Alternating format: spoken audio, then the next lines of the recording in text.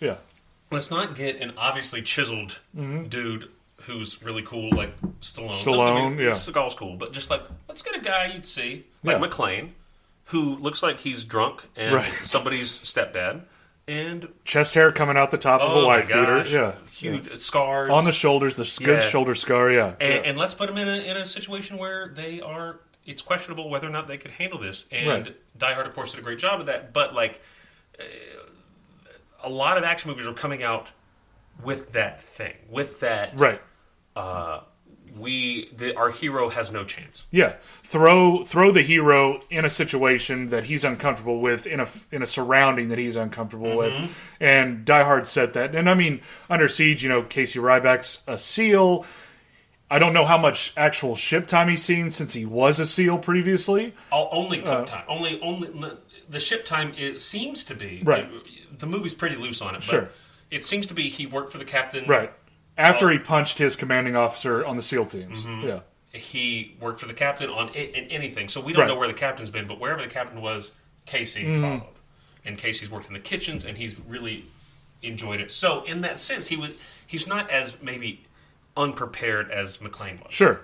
And any SEALs who are listening, if you're a SEAL, please email us, tell us. But I picture Casey Ryback as someone who knew that he wanted to be a SEAL right when this guy knew he was going to be a SEAL. Yes, he was born in a tank top and dog tags. Yeah, a green tank top at that, not even a white one. And he knew that what he wanted to be, and SEAL was the hardest thing that he could be, so he wanted to do that. And so immediately when he went into his Navy recruiter, he said, "I wanted to be a SEAL." They said, "Okay, here you go. You can sign up." And so, Adam, when you sign up for the Navy, talk to me. You can do a buds option. Really? So yes, you can. So you I thought that had to come after you graduated. No. Point X of Navy. No, it does not. So maybe it was back then. Who knows? In the early '90s. I mean, we don't have records of that. but damn computers came out in 2002. So.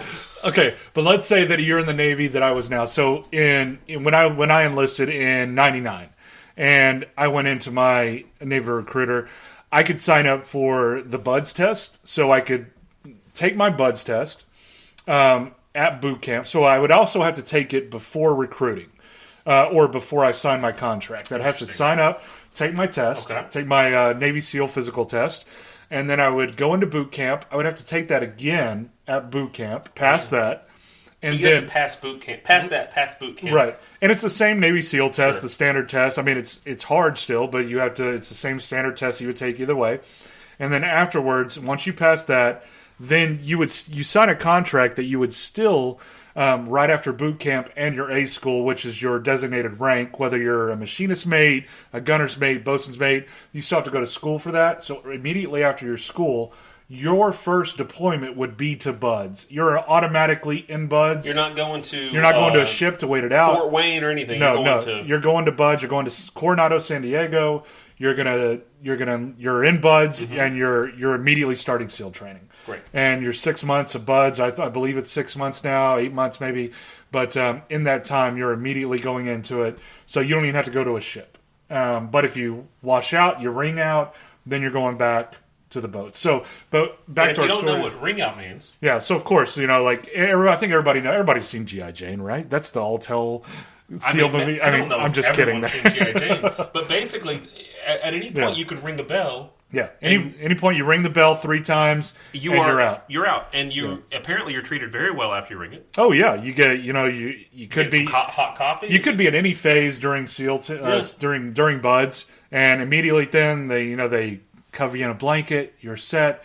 You get a nice cup of coffee, hot cup of coffee, a shower. And if anything's changed since then, and we're offending people, please don't. This is all coming from BUDS training documentaries that Marcus and I have watched, and of course his actual Navy experience. Right. But go back to what we were talking about. And again, I was never a SEAL. Right. Let's just go back to make sure nobody thinks that, and start sending me to the Master Chief. Stolen Valor. So I imagine Casey Ryback knew exactly what it wanted to be. He probably saw a commercial for Navy SEALs. That was immediate. He knew that what he had to get into. And in the movie, there's actually the tagline.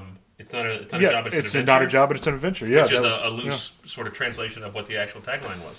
Yeah, so I just imagine him breezing through buds. And yeah. Well, it's interesting because we can go ahead and start talking about Seagal specifically, because in terms of action movie heroes at this time, he was very different. Oh, yeah. And he brought in a different version of American action movies. He did. The idea of extreme violence, that was certainly around. I think of John Woo's early films, like, especially with gun violence. But this was like a different stuff. This was survival, Aikido. It was.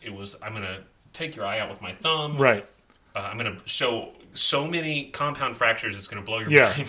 It was great because, we get, again, John McClane, Van Damme, any one of those guys, Stallone, who are definitely very violent, but in a way it's an away-from-you violence, where with Seagal we had the up-close. It's up-close. Yeah. And think about this, too, and maybe it's not a big deal, but, like, these guys, Stallone, Van Damme, Schwartzy, Jeff Speakman, who was popping up, all these, like... you might consider them straight to action, Dolph Lundgren, straight to move VHS actors, but like they weren't at the time. Like Dolph Lundgren, all these people were handsome. Oh yeah, I could say I don't know if Steven Seagal's handsome. Yeah, I mean he's a good-looking guy. Don't get me wrong, right? But like you come in at above the law, yeah, and he's like this kind of I don't want to say scrawny, but he's certainly not. He's not a body guy. No. I definitely see him as where he is right in that line. His tallness, gives that imposing figure. He is tall. I don't know if that ever really comes across on the screen as tall as he really is. He's 6'4". I think 6'4". Yeah, 6'4", 6'5". Yeah, that is. That's huge. And I mean, you think like, especially in Out for Justice, Above the Law, in those movies, at that height, he probably weighed. It wasn't all it wasn't all muscle. I should say. It doesn't have to be if you're a fighter. You look at jiu-jitsu guys who like. They're not packing 220 muscle. In fact, there's so many YouTube videos of like a Gracie beating up a bodybuilder, Taekwondo guy. Like, and I think what he brought was Aikido. First of all, the closeness which you were talking about. Like, I have to bring my partner in. Right. Similar to when Marcus and I took one class of we took a class of Sistema, which is the Russian special forces martial art, and we took it from this old Russian guy, and the power went out in the middle of our session. True story. And we were like, "Oh, power's out. We better just take a break here." And he goes, "No, this is perfect. This is how we train in Russia." And we were like, "Oh, okay." So we just trained the rest with like street light. Like it was so much fun. If it was just him, we don't have to get into the story. But if it was just the instructor and we had him for there were some annoying people in the class as well that really wanted to show their ass a little bit. But this guy was badass, and one of the things he said was like, everyone tries to create distance, but we don't, because when you get close, it's a gift. Yeah. You are giving me something that I can use against you. You're using their leverage as your offense. Right. Yeah. And of course, Seagal's great at that. And he's a legit badass. If you don't know, a lot of people, I think people question the level to which his badassery is. Right. But even at his base level, he's a true Aikido master. Right. He opened up a school in Japan. Yeah. As a Westerner, which was a big deal. Right. Caused a lot of problems. Yeah, that's huge. That's like... I mean, I see Bruce that... Lee was here, doing his stuff with Chinese kung fu. Right. If I said that offensively in a way, it wasn't trying to. I'm just trying to remember how he said it in the movie Dragon. The Bruce Lee story. But it was a controversial thing, and so I think the idea of a Westerner opening up a school for Aikido was controversial to say the least. I'm quoting a lot Edward Norton here because he gave an interview where he talked specifically about this controversy, but I think the issue with Seagal in general is the legitimacy to his claims of what he accomplished. Yeah. Not his badassery. Did he train CIA operatives in Aikido? He was a... I think that's proven that he did. Yes. Whether or not he did ops for them, whether or not... which there's loose claims of. He did movie choreography for a while, movie fight choreography, where he broke Sean Connery's wrist. Sean Connery, it was one of the Bond. It was the last Bond movie that Connery did. Bond movie. But Seagal was one of the stunt coordinators because Connery thought Aikido would be a great a great martial art for the film, and so they brought Seagal in, broke his wrist, broke Connery's wrist. So yeah, I think Steven Seagal, to his credit, I mean, his first 6 movies. Under Siege was his 6th, I think. Right. Yeah.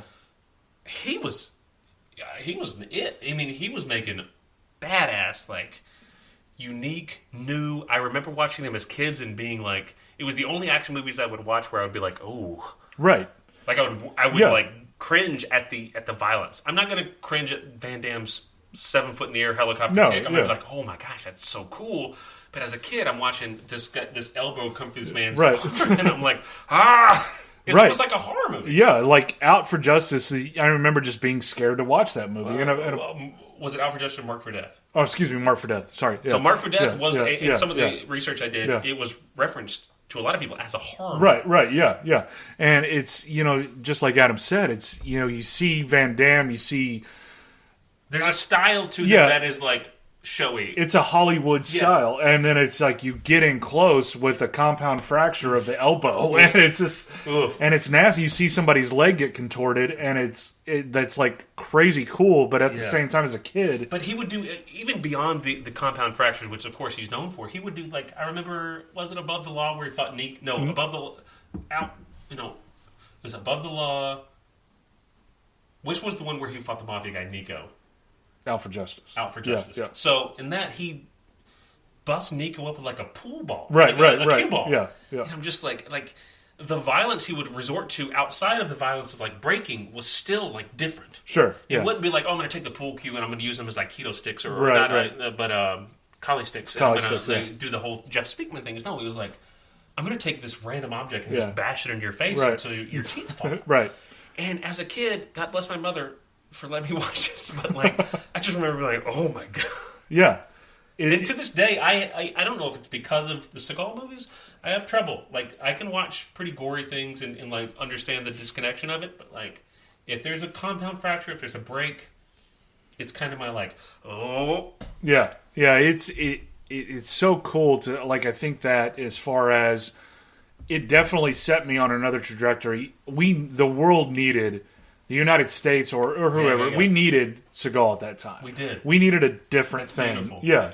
I think that's a great way to put it. Yeah. Whether or not parents would agree that we needed that kind of violence, who cares? But like, what martial... You think of like John Wick. Right. It's very Aikido based from what we were seeing in Seagal's movies. Right. Like, very close up, bring them in, snap them, hold them there while you deal with something else, and you're holding their wrist and they're screaming, and then you deal with that guy, and then you deal with that guy. It's very much, and then you add a bit of John Woo with the gunplay. Right. You got Chow Yun Fat, Steven Seagal mixed in the Keanu Reeves. Yeah. I just remember, like, it was always a different tone when I brought a Seagal movie home. Yeah. And as we continue to talk about Seagal, I remember when that switched for me. When it was like, oh, it's a Seagal movie. Right. I started to notice as a child the regularity with which, oh, Seagal has a new movie out. How did I miss this in theaters? Yeah. How did I miss? Because I was a junkie. I mean, it was any action movie star of that time period. I would search out vigorously, and so it was before I had the internet anyway. And all of a sudden, I see, a Steven Seagal movie. Yeah.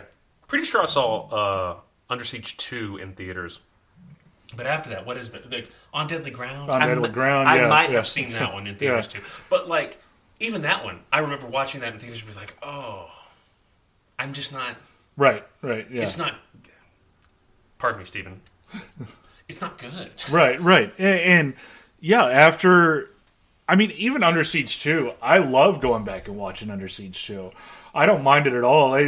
Critics... More cheesy. Yeah. Yeah, for sure. But you definitely see the transition, and I think, like... Man, I mean, just going back, like, what if Steven Seagal never had happened? And we just saw this increase of, Bruce Willis.